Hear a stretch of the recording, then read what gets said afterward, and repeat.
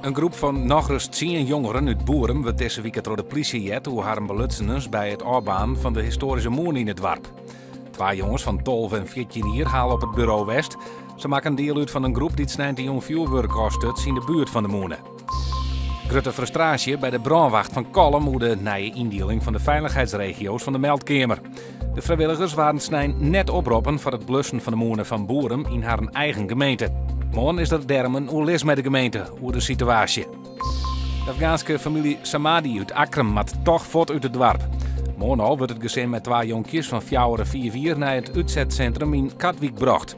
Daar moeten ze de verdere procedure afwachten. Eerder vierde de squal in Akram nog actie voor de familie.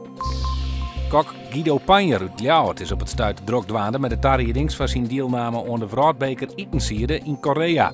Begin mei mei hij Europa vertegenwoordigen op het kampioenschap dat 3000 koks bij aanwezig binnen. Joen en vannacht opklarings en een temperatuur van om de 4 graden hinnen. Morgen is er eerst zinnen, later begint de loft en kunnen er een paar buikjes vallen. Het is morgen zo'n 11 graden.